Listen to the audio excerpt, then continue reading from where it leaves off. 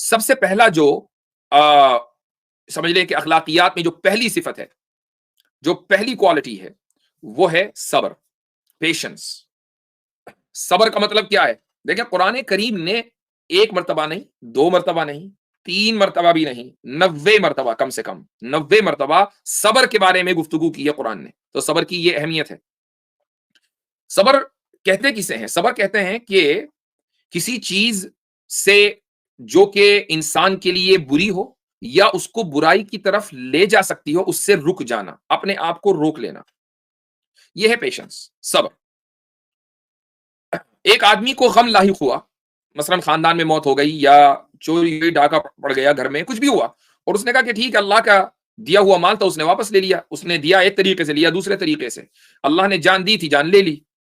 تو اس کا مطلب یہ ہوا کہ آپ نے اپنی زندگی کے اندر صبر کو آبزرو کیا ہے، صبر کو اختیار کیا۔ لیکن اس لیول تک پہنچنے کے لیے طریقہ کیا ہے؟ ایک انسان صبر کیسے کرتا ہے؟ اسلام نے اس کا جو میکینزم بتایا ہے وہ کسی اور مذہب اور دھرم نے نہیں بتایا۔ پوائنٹ یہ ہے، ورنہ صبر ہر جگہ آپ کو ہو سکتا ہے کہ ویدوں میں صبر کی تلقین مل جائے، ہو سکتا ہے کہ آپ کو بائبل میں مل جائے، بلکہ بائبل میں ہے موجود۔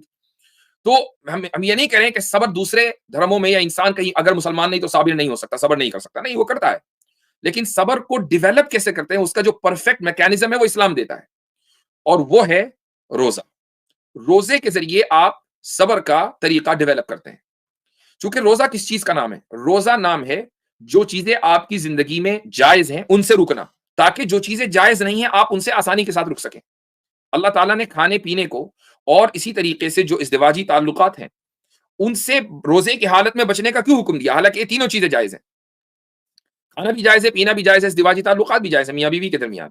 اس کے باوجود اللہ نے ان تینوں چیزوں کو روزے کی حالت میں حرام قرار دے دیا۔ تو اگر آپ نے حلال چیزوں سے 30 دن تک اپنے آپ کو روک لیا دن میں روزے کی حالت میں، تو حرام چیزوں سے روکنے کی ٹریننگ خود بخود ہو جائے گی۔ یہ ہے صبر کی ٹریننگ۔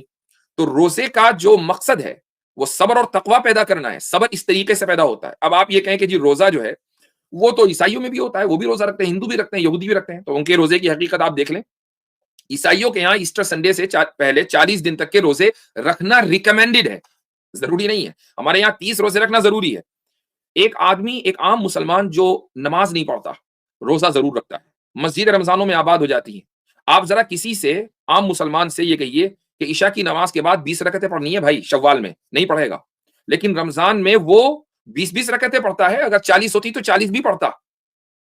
کیوں؟ اس لیے کہ رمضان میں اس نے اپنے صبر کے لیول کو اپ گریڈ کر دیا روزے کی برکت سے۔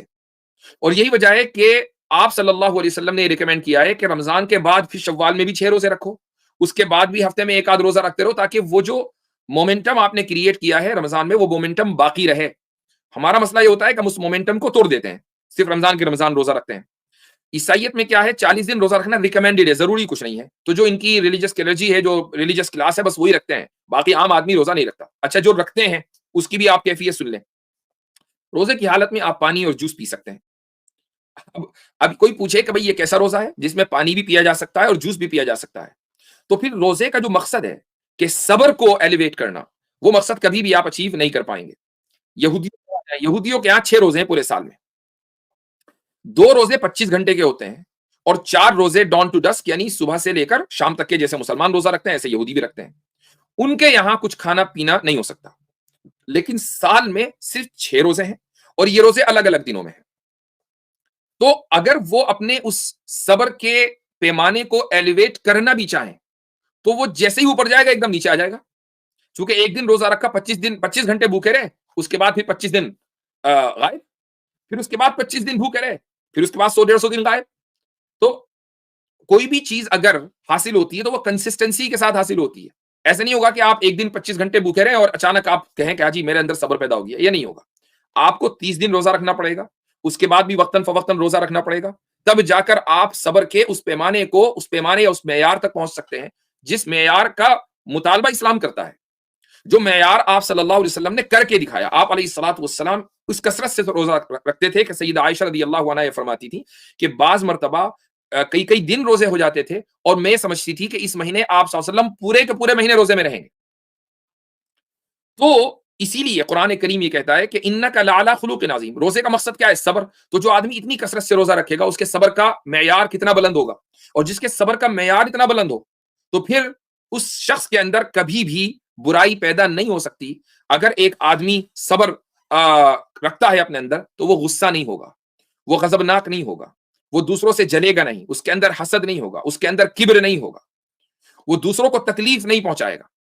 تو اسی لیے آپ علیہ الصلوۃ والسلام کو اخلاق کے اعلیٰ ترین پیمان, علیہ الصلوۃ والسلام کے بارے میں کہا گیا کہ وہ اخلاق کا اعلیٰ ترین سٹینڈرڈ اور اعلیٰ ترین پیمانہ ہے. تو یہ اخلاق کی یعنی عمدہ اخلاق کی پہلی چیز ہوئی جس کو ہم نے صبر کہا.